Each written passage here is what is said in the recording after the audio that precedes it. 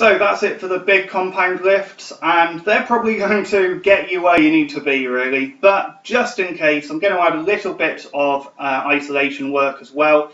So first off, the calves. Honestly, I don't care what exercise you do for the calves, provided it's something you can make long-term progress at, and provided it's something done with a straight leg. See, the calf is actually made up of two heads, and one of them joins above the knee and doesn't really activate very much if you're doing calf raises with a bent knee, such as doing the seated calf raise.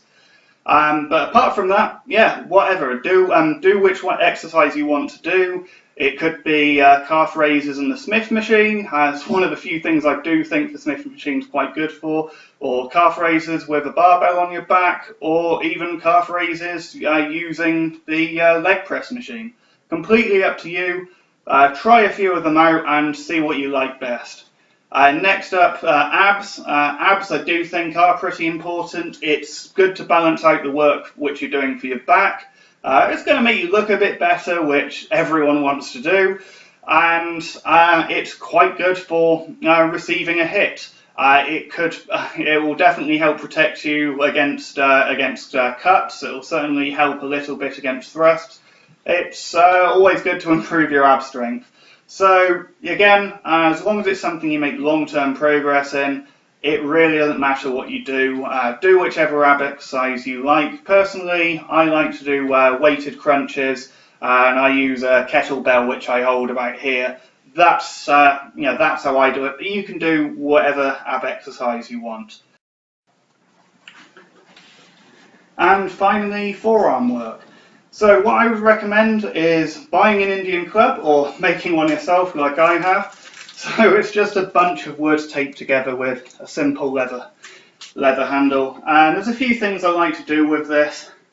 So I like to do this and bring it as far as I comfortably can and back the other way.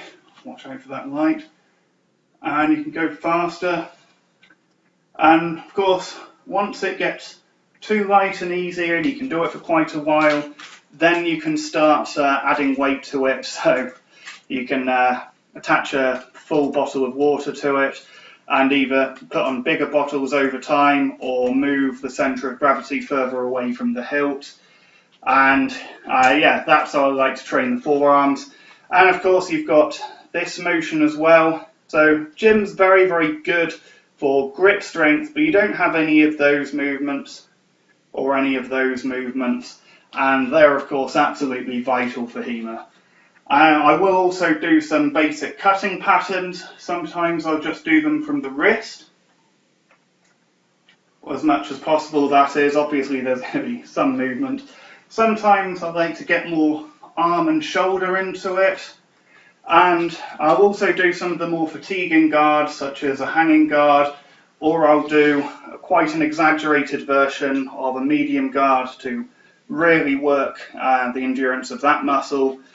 What I don't like to do, however, is I don't like to do a lot of technique work with this, especially technique work which involves a lot of finesse.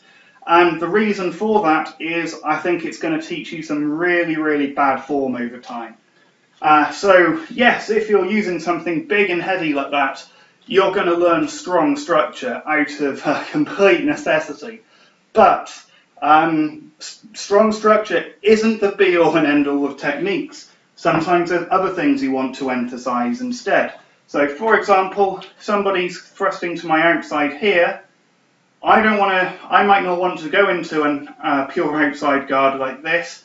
I may want to push it to the side more like that, so my tip's more lined up to thrust in.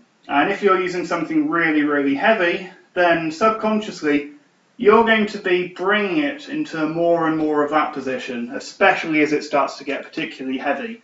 So yeah, that's just one example. There's plenty more, but I do not recommend using heavy Indian clubs for technique work. In fact, it may even be worth going completely the opposite direction. So I've made a little wooden sword here. It's just Stanley knife carving into a piece of wood with a cardboard crossguard. And yeah, I still think you should be using full weight swords as much as possible.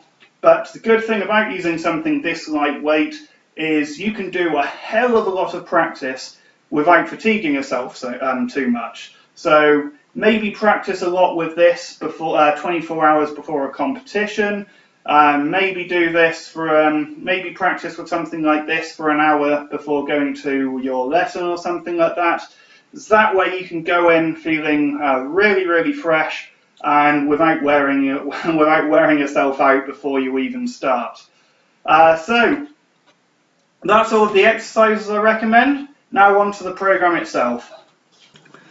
Okay, so here is the program. I've provided a nice little spreadsheet for you, which I'll leave a link to in the description box. But first thing I want you to do is I want you to follow this link here, and this will help you calculate your maximum. So first time you're in the gym, what I want you to do is for each of the exercises I've listed, start with an empty bar, take a decent amount of rest between sets, and gradually increase the weight till you find something you start to struggle with. And you want to get to a point where you can't do 10 reps anymore. So supposing I do the bench press, start with 20 kilos, have a rest, do 25, have a rest, 30, 35, I get to 40, and suddenly I can only do 8 reps. And there I can use a little calculator to find my maximum. And this is telling me that my maximum is 50 kilos. So you want to do this for all of your exercises when on your first day, and from there we can then start going into the program properly. So once you've got that, this spreadsheet will tell you what weights to start with for each of the exercises. So for example, the pause bench press, I say my maximum was 50. I'll start with 80%, and I'll do 80% of 50 is 40, and so I'll do 5 reps of 5 with 40 kilos for that one, and obviously you can work out the rest for the others. So we have an A workout and a B workout.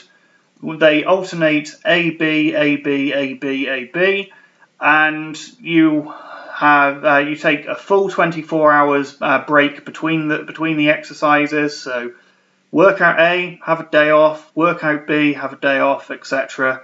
And we've got an extra day off in there as well. If you really want to, you can skip that day off and you can make your workouts a little bit more efficient, but it's completely up to you. What I would say is, ideally, you want to try and aim so that your day off lifting correlates with when you're actually having your HEMA lessons. It's not 100% necessary, but I'd be aiming for that if at all possible. So, first workout, we do one set of 20 with the squats. This may seem like an excessive number of reps, but seriously, if you're doing 20 rep squats, you will build strength ridiculously fast. So you probably, many of you starting out probably can't do 20 reps with the body weight. So we're just going to, if that applies to you, gradually increase your strength to the point where you can do 20 body weight squats, and then when you've got the bar, perhaps you can do 15, and gradually increase that till you get to 20. And once you get to 20, you start adding 2.5 kilos each session. So then you've got the pause bench, 5 sets of 5, add 2.5 kilos each session. Then one arm machine rows, 8 to 12 reps. So I've got PWMAS, and that's simply progress when maximum achieved. Progress when maxed all sets. So if you can only do 8 reps, stick to the same weight for the next session. Perhaps you get to 10, stick to the same weight. When you can do all 3 sets with 12 reps, that's when you want to up the weight again, and you progress from there. Pull-ups, as many reps as possible for 2 sets. Then on an ab exercise, so 2 sets of 20, with whichever ab exercise you choose to do. Same thing with the calf raises as well, and that's your A workout done. So pretty simple. Shouldn't take you more than about an hour. I'll be taking about 2 minutes between sets. If you need a little bit longer, that's fine, but you know, you don't want to be in there all day.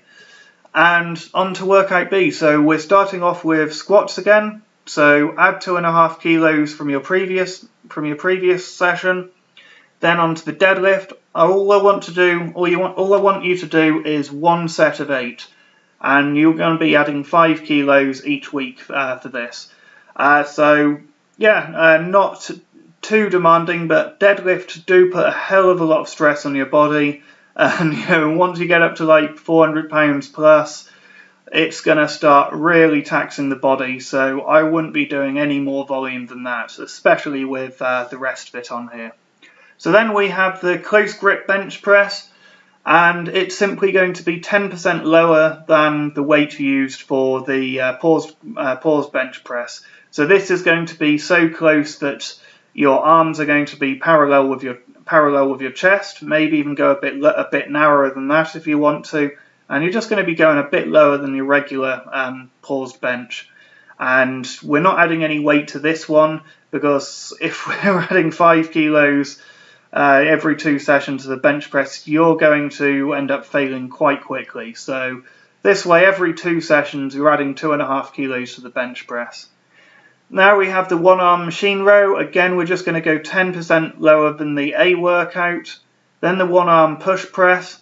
And what we're going to do, same again as we did with the 1-arm machine row, we're just going to be progressing when you can max all sets, and you're aiming for somewhere between 3 and 8. Once you get to 3 sets of 8, then you can put the weight up again. And because this is with dumbbells, you're going to be adding 2 kilos each time, probably. Maybe your gym will have dumbbells with in between weights, but most gyms, they go up 2 kilos at a time. And considering that's only on 1 arm, that's a pretty big jump. And finally, we have pull-ups. Again, I'm going to have you do 2 sets with as many reps as possible. And you can start adding weight to that once you get to 2 sets of 10. But this standard pull-ups should do you for quite a while. So we've got a couple of labels here to show you what some of these terms mean, just in case you forget after watching this video. If you fail to lift all of the weight for all of the sets and with the right amount of reps, then what I want you to do is, for that exercise, lower the weight by 10%, and I want you to gradually build it back up over time again. And when you are just failing consistently and you feel like you just aren't going to be making progress from this, or the progress you do make is going to be very, very slow, that's when you want to be moving into more of an intermediate strength program. And you know, maybe I'll write an intermediate program at some point, but that won't be for a while. And that's going to effectively be when this program has lost all usefulness to you.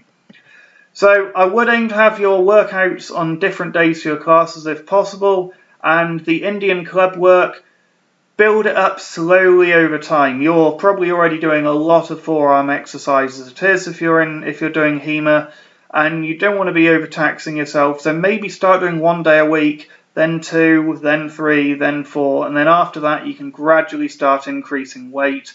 And again, I'll be aiming not to do Indian club work on the same day as your lesson, or if you absolutely really must, do it in the morning and make sure you get lots and lots of carbs to recover. And finally, at the bottom of the sheet, we have a link to calculate your maxes. So that's it for my program. Hopefully some of you guys will try it, and if you do, please let me know how you get on. If there's anything you struggle with, again, please let me know. And if anyone really wants to do this, it would be super awesome if you could record your progress and we can see how you get on with it. So thanks for watching, comment, rate, subscribe, and I'll see you guys soon. Bye.